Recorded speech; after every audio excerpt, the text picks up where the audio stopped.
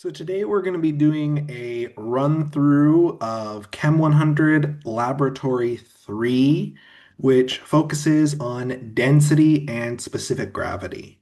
First and foremost, let's talk about where do we find the lab materials we'll be using today. First, we'll go to the Laboratory 3 module. The first thing I'd want to draw your attention to is a brief little introductory page which talks about the learning objectives for this laboratory. Next are the procedure and report sheets. They're available in Word and PDF formats. Here's what the procedure and report sheets look like. These are from the main lab manual document, but I've also provided the procedure and report sheets for just Laboratory 3 in this module, so you can easily access them. This is what we're going to be filling in and turning in as part of our full laboratory report. So make sure to print or download into a digital note-taking software these procedure and report sheets. You can do it in a printed hard copy or digitally, both are fine. Next is the Canvas page. So here's the Canvas page for Laboratory 3, Density and Specific Gravity. It has a lot of information, and I would encourage you to read up on the objectives, read through the required reading, and read through the introduction sections, as they have a lot of information that's very helpful in terms of understanding the theory of this laboratory. This Laboratory 3 page also contains any videos, photos, or other data or other information that we're going to be using in order to complete our report sheets. So make sure to have the Lab 3 page open and available during this run through. There's also a pre-lab lecture. This provides some background information and a discussion of the laboratory. I would encourage you to watch the pre-lab lecture on your own time. Lastly, the Lab 3 walkthrough video is found at the following page. This is the video that you're currently watching, where we're going to be going over the lab and discussing how to complete the report. I'm just reiterating that this video is found at the following page.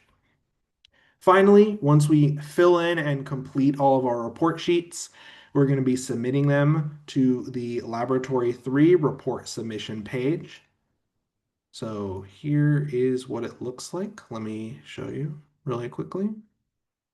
Here is the Laboratory 3 report submission page.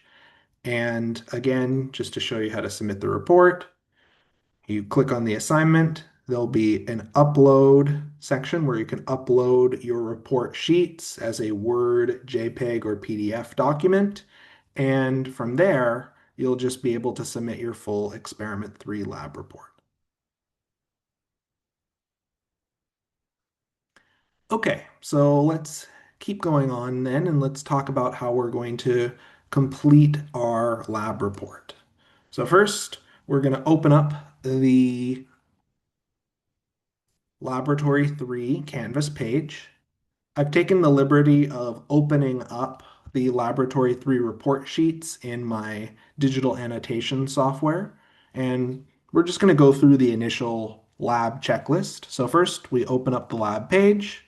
We're going to read the background reading, watch the pre-lab lecture, and in this case, you're currently watching the lab walkthrough video, but if you just had the report sheets, there's an instruction to open up and watch the lab walkthrough video, which is the video that you're watching now. As a reminder, if you're asked to view a video or photo in Canvas, all videos for this experiment are found in the Canvas page for Laboratory 3, Density and Specific Gravity. Okay, so let's get into the procedure. So in Canvas, we're provided photos of an empty graduated cylinder and a graduated cylinder filled with water. We will use the mass and volume measurements collected from these photos to calculate the density of water. So we're applying the classic weighing by difference method. Now, for some of these more involved experimental procedures, you're often going to see a brief paragraph talking about what's being done in the photo or videos. So in the procedure, we're going to weigh an empty graduated cylinder. The cylinder is going to be filled with about 20 milliliters of water. and the volume of water in the graduated cylinder will be recorded. The mass of the graduated cylinder in water will be weighed, and then we'll record the mass of the graduated cylinder and water combined. We can calculate the mass of water by difference, and then calculate the density using the mass and volume. Okay, so we're going to view the image of the empty graduated cylinder and record its mass. We'll view the image of the graduated cylinder filled with water, record the volume of water in the cylinder. We're going to view the same image of the graduated cylinder filled with water and record the mass of the graduated cylinder and water combined. Finally, we'll do some calculations where we calculate the mass of water by difference and calculate the density of water by taking the mass over the volume. Okay, so we have our instructions. Let's execute on those instructions. So first we need the mass of the empty graduated cylinder. So here we go. We have a photo showcasing the mass of the empty graduated cylinder. This is in grams. So we have a mass of 72.1 grams. So let's write that down. Okay, now we need the mass of the graduated cylinder and water. So we scroll down and we have a conveniently named photo, mass of graduated cylinder and water, and we record the mass as 93.2 grams.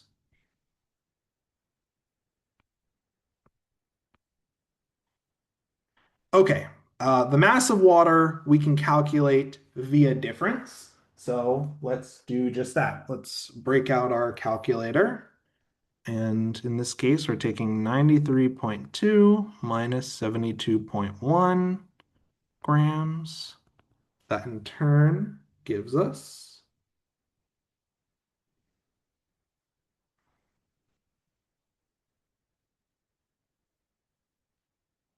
21.1 grams. Okay. Let's now record the volume of water. So here's a close-up of the volume of water, and let's add some annotations to this. This is very important. First, before we do anything, this is a graduated device, so we need to figure out the value of a tick mark. So to go from 20 to 30 milliliters, this takes us 10 milliliters of volume. And counting, this is 1, 2, 3, 4, 5, 6, 7, 8, 9, 10 ticks. In other words, one graduated tick mark is worth a milliliter of volume. If we calculate a tenth of a tick, that gives us a tenth of a milliliter, or 0.1 milliliters. So we can estimate to the tenths place. Okay. Next, we're ready to take our measurement. So the bottom of the meniscus is like smack dab on the 22 line. This is the meniscus, and we're recording from the bottom of the meniscus. So I can record this as 22.0 milliliters because we're 1, 2 marks up. We're at the 22 milliliter mark. The 0.0 is important because we always have to include the estimated digit. Okay, so let's transplant that over. So the volume was 22.0 milliliters. So if density is mass over volume, we have 21.1 grams divided by 22.0 milliliters. That in turn gives us 0.95909 gram per milliliter. Both of these numbers have two significant figures, so we're going to round our final answer to both of these values have three significant figures, so we're going to round to three significant figures. In this case, 0.959, the 9 is the third significant digit. We look one space to the right, 0 is less than 5, so we round down. That gives us 0.959 gram per milliliter. It's always important whenever you do a calculation to note the number of significant figures in each of the input values and retain, in this case for a division operation, we retain the least number of significant digits. Okay, so we completed that first part. We calculated the density of water. We're going to do the exact same procedure and process for an unknown liquid. So in this case, we're provided photos of an empty graduated cylinder and a graduated cylinder filled with some unknown liquid. We'll use the mass and volume measurements collected from these photos to calculate the density of the unknown liquid. The fundamental procedure is the same. A graduated cylinder is weighed, filled with 20 milliliters of liquid, and then the volume of liquid in the graduated cylinder is recorded. The combined mass of the graduated cylinder and unknown liquid is then measured and recorded. We can calculate the mass of liquid by difference and calculate the density using the mass and volume. So, in terms of our procedure, we'll view the image of the empty graduated cylinder, record its mass. We'll view the image of the graduated cylinder filled with liquid and record the volume. We'll view the image of the graduated cylinder including and filled with the liquid, and we'll record the combined mass of the graduated cylinder and liquid. And then we'll be able to calculate the mass of the liquid by difference and calculate the density of the liquid by taking the mass over the volume. Okay, so we have our data table, we have our procedure. Let's execute on that procedure. So in this case, we have our empty graduated cylinder. We'll record the mass of 72.0 grams.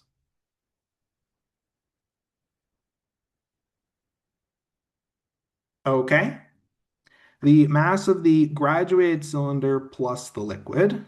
So in this case, we have the graduated cylinder now filled with the unknown liquid, and we have a mass of about 89.2 grams.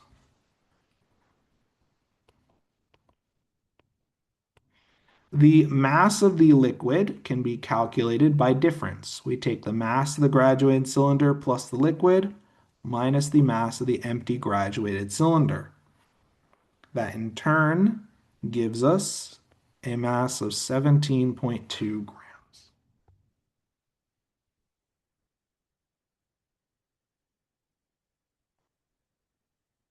Okay, let's now record the volume of liquid. So here we have our graduated cylinder, and once again, we know that for this graduated cylinder, 1 tick corresponds to a milliliter, and 1/10 of a tick corresponds to 0.1 milliliters. It's the same graduated cylinder. I want you to keep this in mind because we're using the same graduated cylinder. We've already figured out the value of each graduated mark. So if we look at the bottom of the meniscus, it's somewhere between 20 and 21 milliliters. So I'll record this as 20.5 milliliters. There'll be some variance in the estimated digit, but that's more than okay. Okay, 20.5 milliliters. Let's write that down.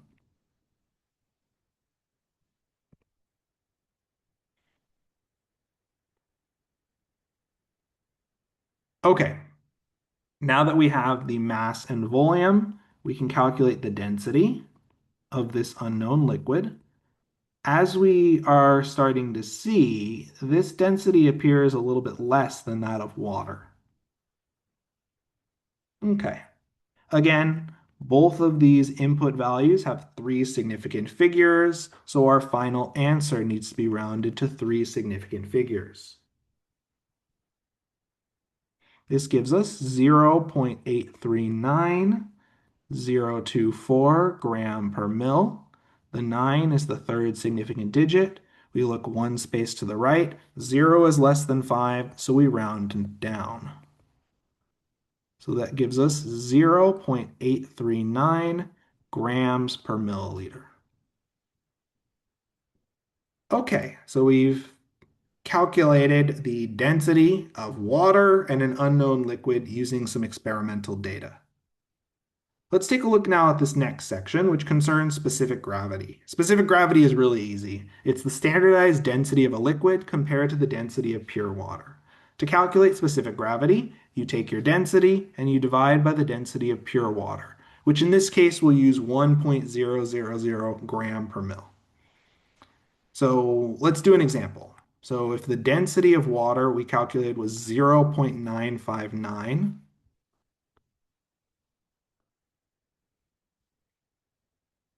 all we have to do to calculate the specific gravity is to take 0.959 gram per milliliter and divide by the density of water, which is 1.000 gram per milliliter. Grams per milliliter cancels, and we're left with a unitless number. That's the main quirk of specific gravity. It is unitless.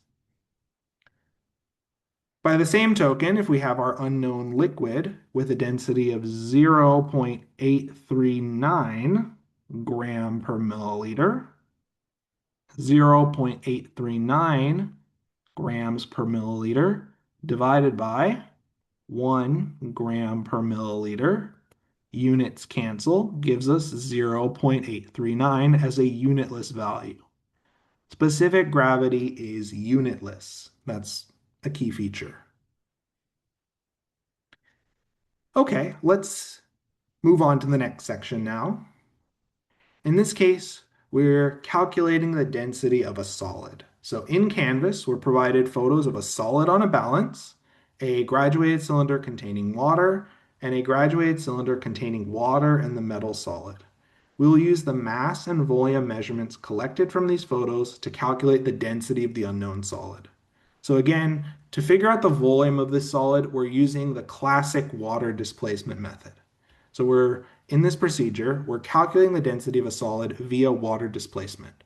So we're obtaining a metal solid and recording the mass of that solid.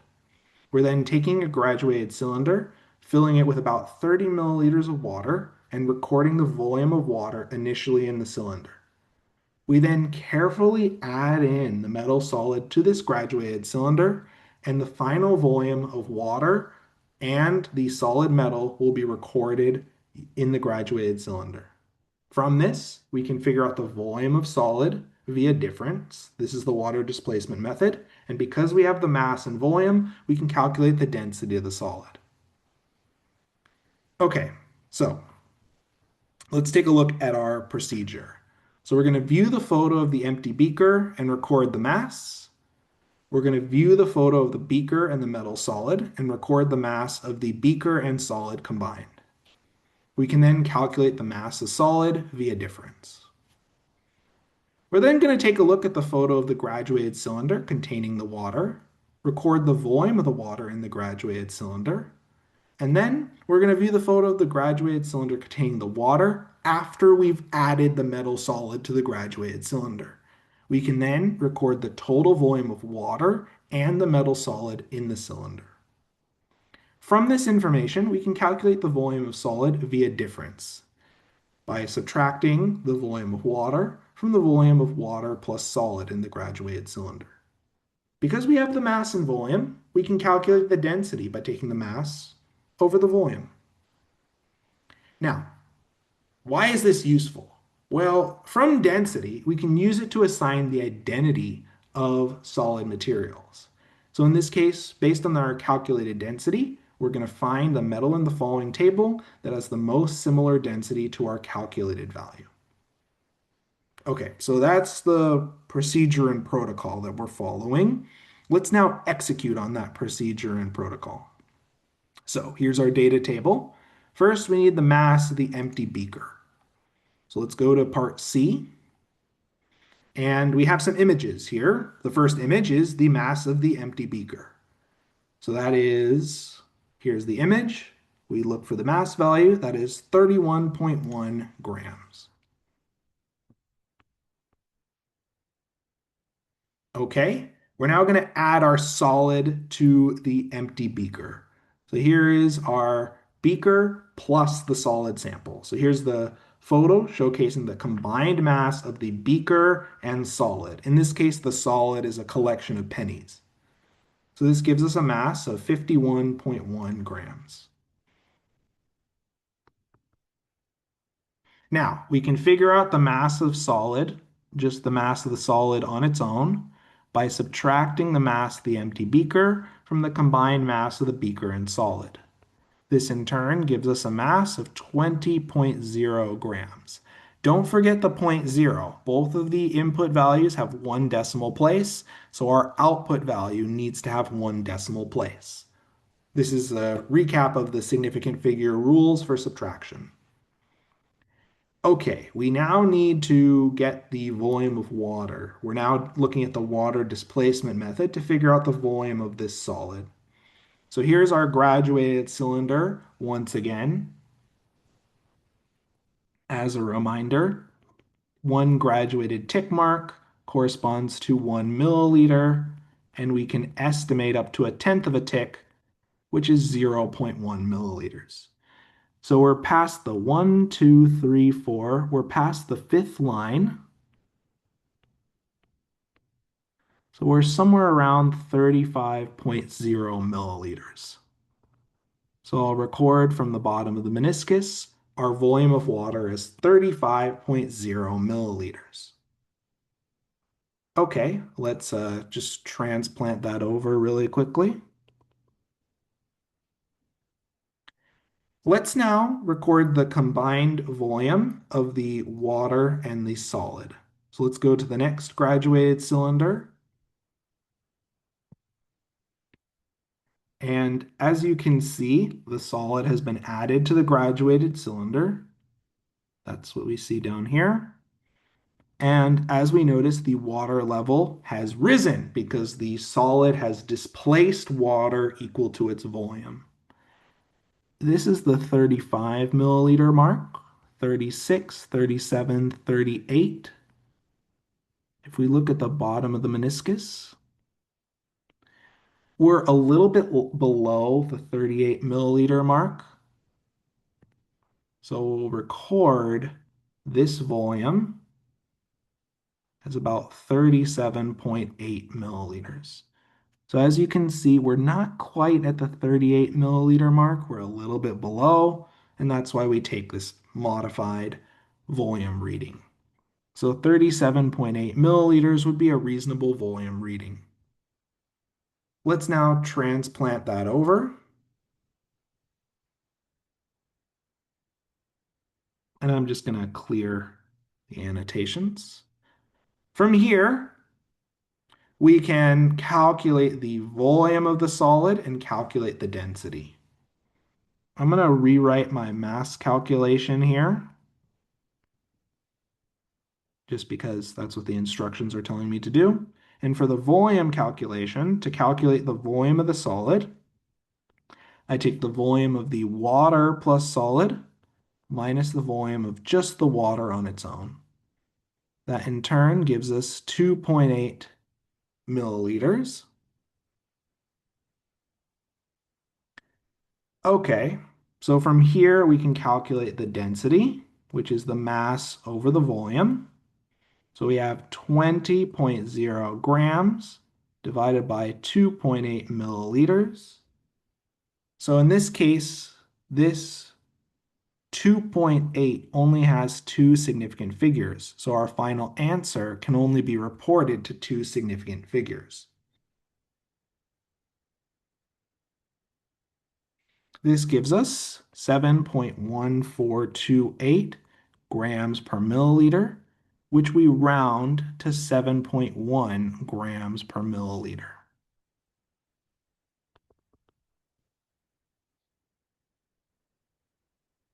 Okay, now we're going to go to the table and see if we can find a solid material that has a density pretty close to 7.1.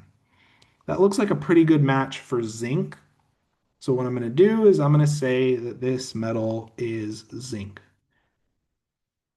Now, this is actually a pretty interesting conclusion because if you are thinking about pennies, they're typically associated with copper, but modern pennies are actually primarily composed of zinc. And this density determination helps show that. I found that pretty interesting. Okay, so we completed this density determination for this solid sample. We're now going to determine the density of a solid sample via a graphical method. Okay, so let's talk about the graphical method.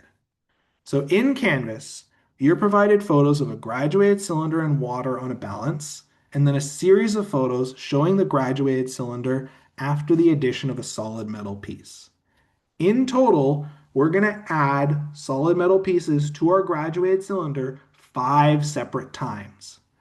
We're going to be measuring the total mass of the graduated cylinder, water, and solid metal pieces from each photo. We're also going to measure the total volume of water and metal pieces in each photo. We'll use the mass and volume measurements collected from these photos to create a graph of mass versus volume. This will let us calculate the density of the solid via graphing. Okay, so here's what's actually happening in the photos. What we're going to do is we're going to calculate the density of the solid via water displacement using the graphical method. So we're going to obtain a set of solid metal pieces. We're going to fill a graduated cylinder to the 50 milliliter mark with water and record the exact volume of water in the graduated cylinder. We're then going to carefully drop in a solid metal piece to the graduated cylinder and record the final volume of water and the metal piece that we've added. We're then going to repeat this process of dropping in a metal piece to the graduated cylinder, recording the new total mass, and recording the new total volume. In total, we're going to take measurements 5 times, so the 5 times that we add a solid metal piece to the graduated cylinder. This will give us 5 different mass measurements and 5 different volume measurements. From this, we're going to calculate the total mass of metal pieces for each addition and the volume of metal pieces for each addition. This will let us graph the mass of metal pieces versus the volume of metal pieces to determine the density of the solid. That's why for this next set in Canvas, there are going to be a lot of photos for us to look at because we're looking at 5 different additions of metal pieces to the same graduated cylinder. Okay, so here's the procedure. We're going to view the image of the graduated cylinder in water, record the mass of the graduated cylinder in water. We're also going to record the volume of water in the graduated cylinder. Now, we're then going to view the image of the graduated cylinder, water, and metal pieces for the first addition. We're going to record the mass of the graduated cylinder, water, and metal pieces for this first addition. We're going to also record the volume of water and metal pieces for the first addition. We're then going to repeat this process of adding metal pieces and recording the mass and volume a second time.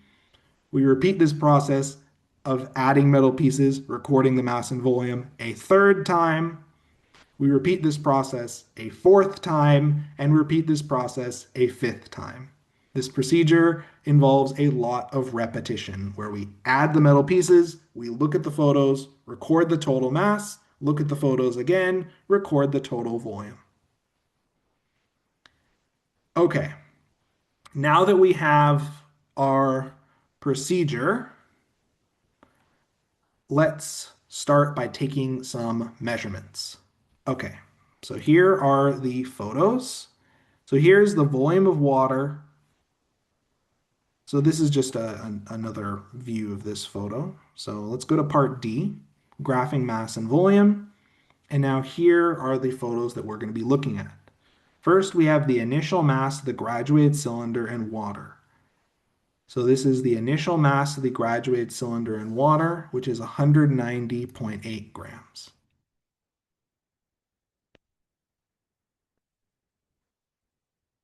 Now we need to take an initial volume reading for the initial volume of water. Again, this is the same graduated cylinder, so we already know the value of the tick marks. So looking at the bottom of the meniscus, we're slightly above 1, 2, 3, 4. we're slightly above the 54 milliliter line. So I'm going to record this as 54.2 milliliters. Again, we estimate to the 10th place. Each of these tick marks are worth 1 milliliter. 1, 2, 3, 4. That's 54 milliliters. Okay, so let's write that down. Okay, we now have a table looking at the mass of the graduated cylinder water and metal pieces in the first, second, third, fourth, and fifth edition, and the volume of water and metal pieces in the first, second, third, fourth, and fifth edition. Okay, so here we have the total mass of the graduated cylinder water and metal pieces for the first solid edition. As you can see, the metal pieces have been added, and that's what we see here.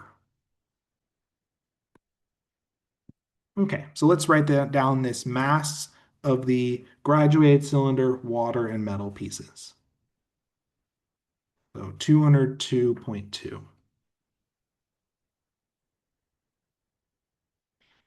Okay, now let's look at the photo for the total volume of the water and metal pieces.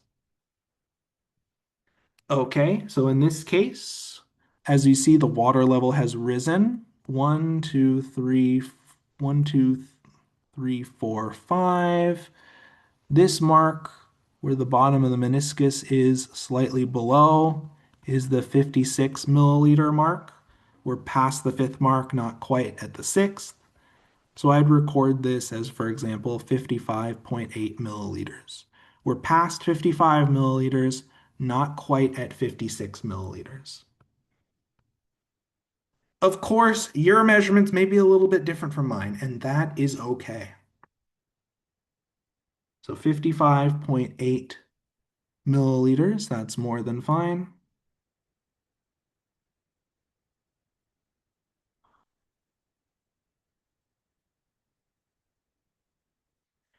Okay, let's now take a look at the photos for the second edition.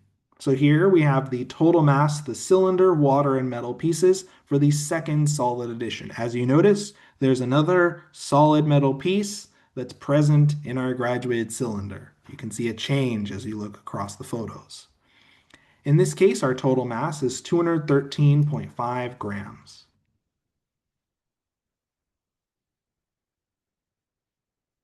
Okay, let's take a volume reading. Here is the total volume. As you can see, we are past the 56 mark, and we're pretty much right on the 57 milliliter mark. So this mark right here is the 57 milliliter mark. So I'd record my volume as 57.0 milliliters. Again, always take your readings from the bottom of the meniscus at eye level. So 57.0 milliliters, let's record that.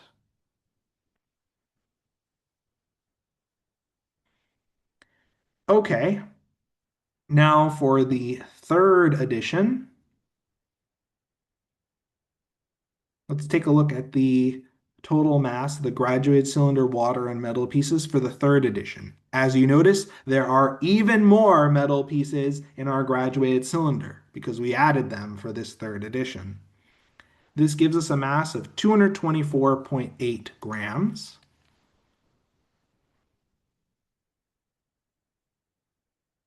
One thing I'd also like you to note is that the increase in mass and the increase in volume is appearing pretty regular. We drop in a metal piece. If the metal pieces are all pretty similar to one another, the mass increases by a pretty similar amount. The volume increases by a pretty similar amount. Okay, let's record the volume and the total volume of water and metal pieces for the third solid edition. So here's the photo. We're past the 56, 57, 58. We're somewhere between the 58 milliliter and 59 milliliter mark. So I'd record this as like 58.5 milliliters. Your exact reading will be a little bit different from mine, and that's okay. So 58.5 milliliters. So not quite at 59, past 58, 58.5 would be reasonable.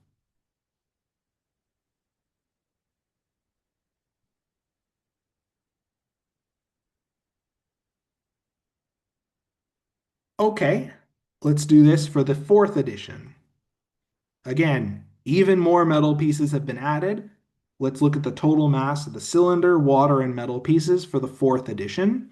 That gives us 236.1 grams.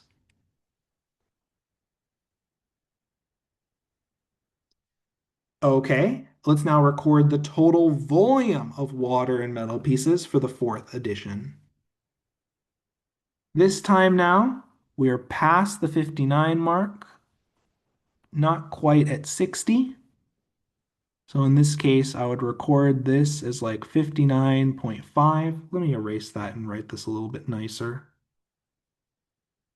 So we're past the 59 milliliter mark, not quite at the 60 milliliter mark. So like 59.8 seems reasonable to me. The estimated digit is estimated. So 59.8 milliliters. Okay, let's write that down.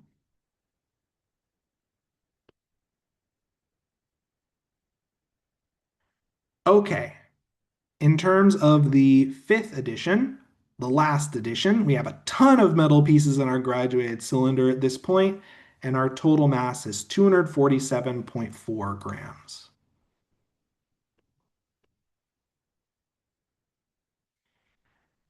Let's now record the total volume of water and metal pieces. In this case, we're way past the 60 milliliter mark.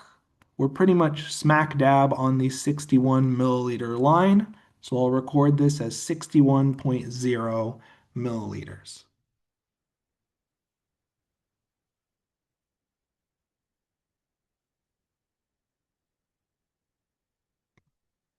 Okay, so let's transplant that over.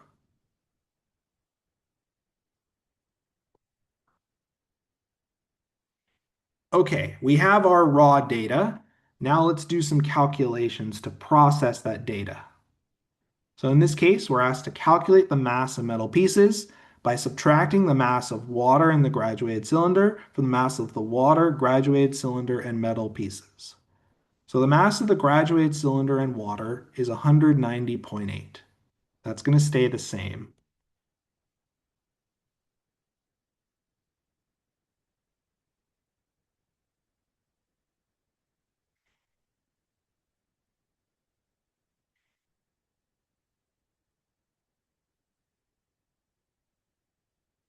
Now let's write down the mass of the graduated cylinder, water, and metal pieces. So 202.2,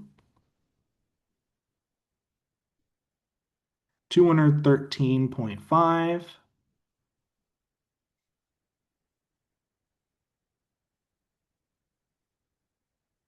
224.8,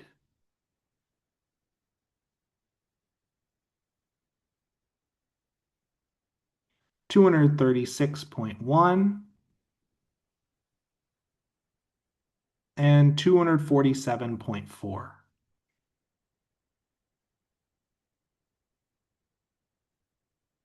Okay, we're now going to subtract the mass of the graduated cylinder and water from the mass of the graduated cylinder, water, and metal pieces. This will give us the mass of the metal pieces just on their own. Note, in this calculation, it's a subtraction operation, so we need to retain one decimal place in our final answer. So 202.2 minus 190.8 gives us 11.4 grams. 213.5 minus 190.8 gives us 22.7 grams. 224.8 minus 190.8 gives us 34.0 grams. 236.1 minus 190.8 gives us 45.3 grams. 247.4 minus 190.8 gives us 56.6 grams. Okay, so we have the mass of the metal pieces on their own. Let's continue on. Now we're asked to calculate the volume of the metal pieces by subtracting the volume of water from the volume of water and metal pieces. Okay, so the volume of water on its own was 54.2 milliliters. So let's just write that down.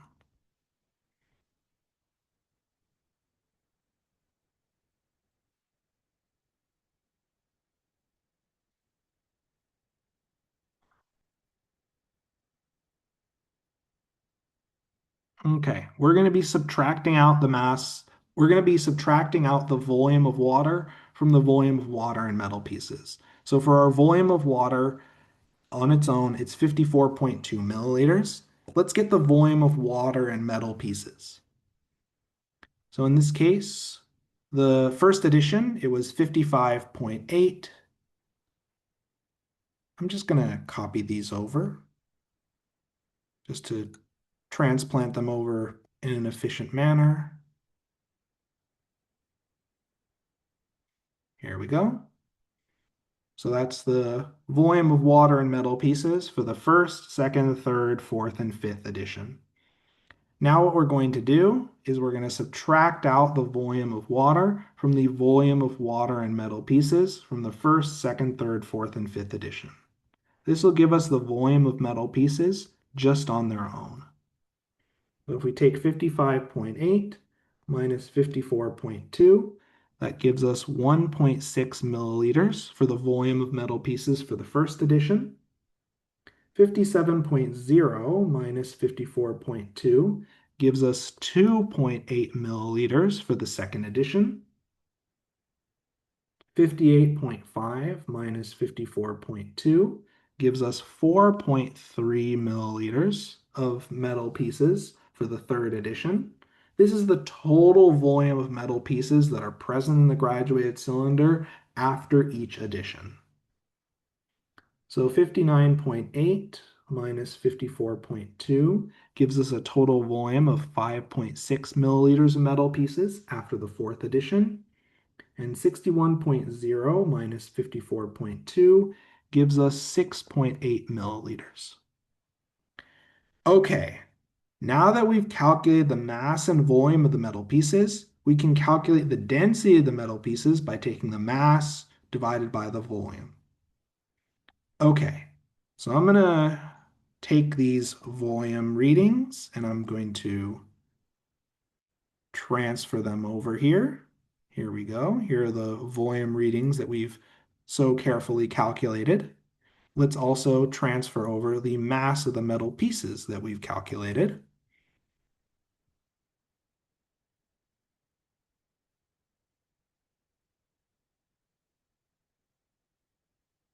Here we go. Okay, so we have the mass of the metal pieces and the volume of the metal pieces. So to calculate density, we take the mass divided by the volume. Note, the volume has two significant figures, and as a result, our final density value can only be rounded to two significant figures.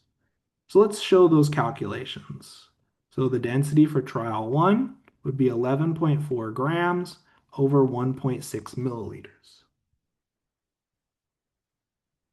That in turn gives us 7.125 gram per milliliter, which we round to two significant digits. So that gives us 7.1 gram per milliliter. Looking at the second density calculation, we have, one moment, 22.7 grams divided by 2.8 milliliters. That in turn gives us 8.107 gram per mil, which we round to 8.1 gram per mil.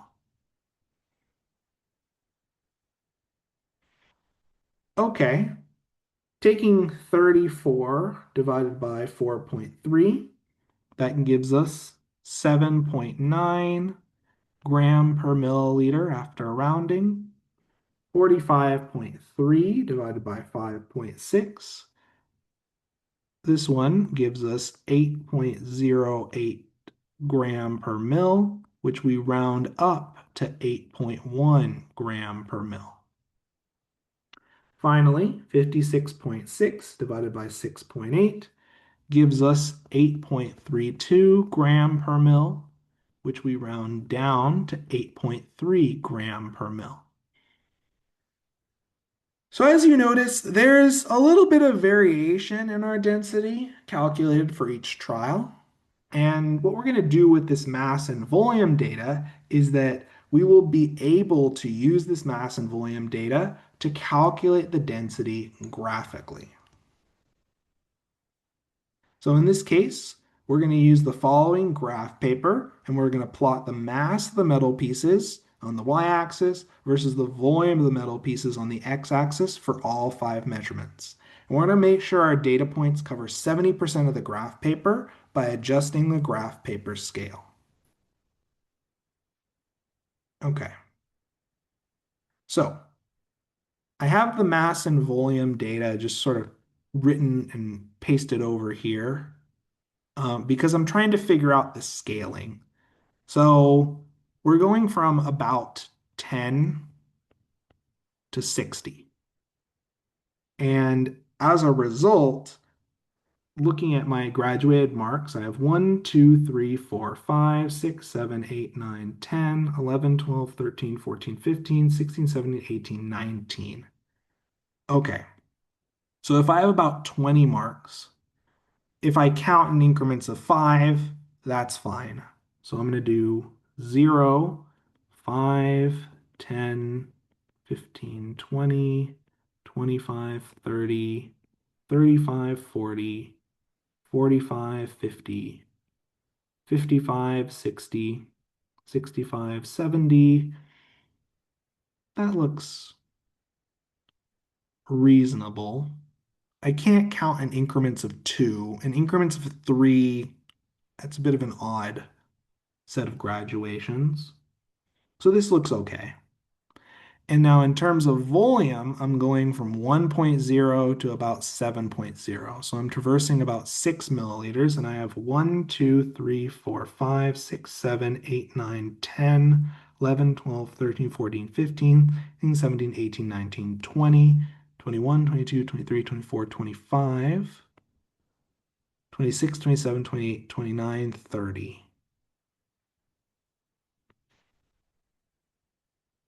Okay, so 6 over 30.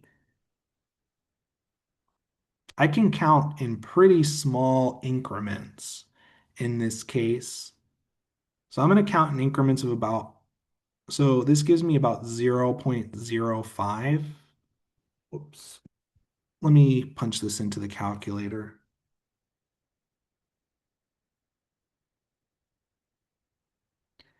So counting increments about 0.2 would be okay.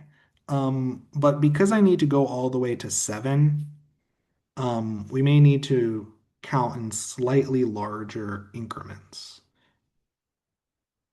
So in this case, what we can do is count in increments of, like, for example, 0.3. Or we can even do slightly larger increments of 0.5, 0.51, 1.52, 2.53. That's a little too small. So in terms of scaling, we want to make sure that we cover the full graph range as much as possible. So 5, 10, 15, 20, 25, 30. We have 30 spaces to work with. And because we're counting from about 1.6 to 6.8, if we use increments of 0.2, we'd run out of space. So let's try increments of 0.3. So 0.369, 1.2, 1.5, 1.8, 2.1, 2.4, 2.7, 3.0, 3.9, 4.2, 4.5, 4.8, 5.2.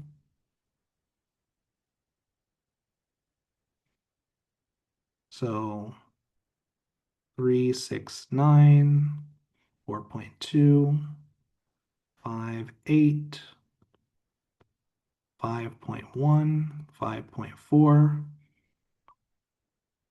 5.7, 6.0, 3, 6, 7.2, and that covers pretty much everything.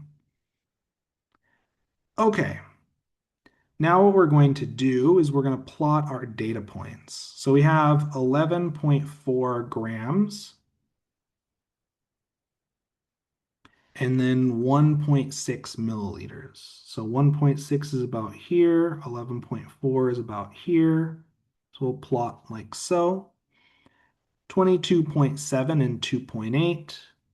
2.8 is about here. 22.7 is about here. 34.0 and 4.3.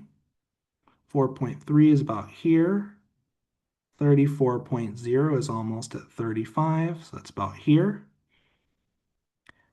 45.3 and 5.6. 45 is about here. 5.6 is somewhere around here.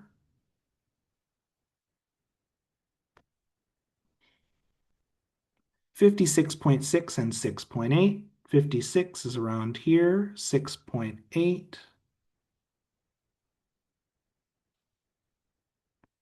So this should be 6.3, 6.6, 6.9, 7.2.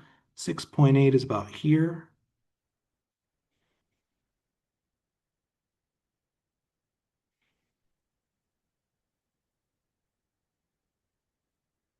Okay, so we've plotted our data points.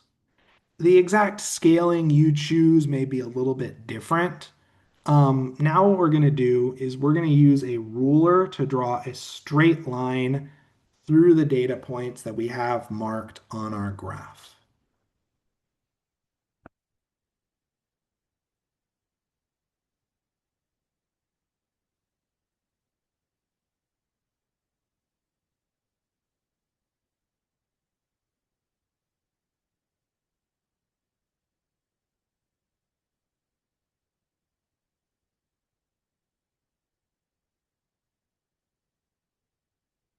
So I'm going to pull up a ruler.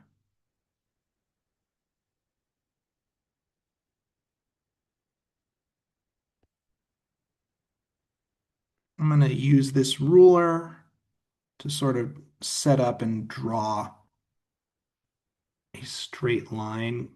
You're not trying to necessarily connect all of the data points. You just want to get as close as possible while making sure that you go through the 0, 0 line.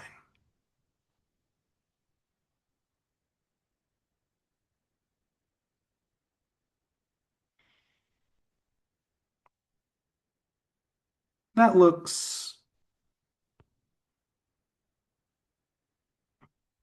going to take a little bit of adjustment just to make sure it's all as good as you can get it.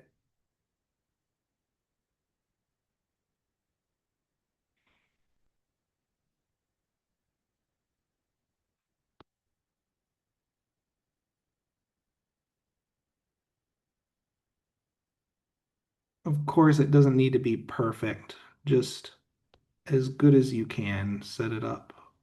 Okay, that looks pretty decent. So now what we're going to do is we'll draw a straight line.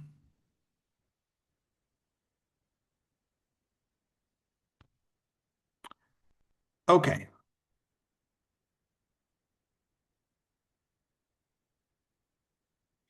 this is a quote unquote best fit line. Okay, now what we're going to do is we're going to use this graph and we're going to calculate the slope of this line, where the slope is equal to the mass over the volume. And we can calculate the slope by picking any 2 points on the line. And from those 2 points, we can record the mass and volume. So what I'm going to do for convenience and to make the calculations easy is I'm going to try to pick points on the line where I'm crossing a major set of graduated marks. Okay, so I'm going to pick this point here because it's right on 35. And we know that the volume in this case is 4.5 milliliters. Where do we get these values? You just trace back the point to the location on the X and Y axis. Okay, that's our first point. Let's pick another point. This one looks good. So here we see the mass is 10.0 grams and the volume is 1.2 milliliters. Again, where did we get that? We traced back the point on the line to the X and Y coordinates. And I picked points on the line that are directly on a grid line because it's easy to record the mass and volume if it's right on the grid line. Okay, now that we have 2 points on the line, we can calculate the slope. And because the density is the slope of the line, all we have to do is take the difference between the two masses and the difference between the two volumes. So in this case, let's input our calculated values. So the density is mass 2 minus mass 1 over volume 2 minus volume 1. Okay, so we have a mass of 35.0 grams minus 10.0 grams divided by a volume of 4.5 milliliters minus a volume of 1.2 milliliters. That in turn, if we take the difference between these top values, gives us 25.0 grams divided by 3.3 milliliters. Now we can punch this into our calculator. This in turn gives us 7.57 gram per milliliter, which we in turn round up to two significant digits, which would be 7.6 gram per milliliter. So this is a showcase of the graphical method in that you plot your data points, you plot mass versus volume, you generate a best fit line, you pick 2 points on the line that don't have to even be data points, and then you record the mass and volume for each point on the line. From there, we can calculate the slope, and because the slope represents the mass versus the volume for this graph, the slope corresponds to the density. So we can calculate the density by calculating the slope of this line. That's what we did here, and that gave us a density value of 7.6 gram per milliliter. So this concludes the calculation of the density via graphical method, and that's the last activity that we had to do for this report. One thing I'd also like to highlight is that if we compare the densities that we calculated individually to the density that we calculated graphically, when you calculate the density or calculate any value as a graphical average, oftentimes the density that you figure out graphically will be almost like an average of all the data points that you collected to make that graph. So this is one of the benefits of figuring out the density graphically is that you essentially get a functional weighted average of all the data points that you've collected. Okay, so we've finished all of the report sheets and we completed the procedure for this experiment. As a reminder, make sure to submit either a photo, Word, or PDF document containing your report sheets to the Laboratory 3 report submission page. So that concludes our discussion of Laboratory 3, and we'll continue our discussion of the next labs in a future video.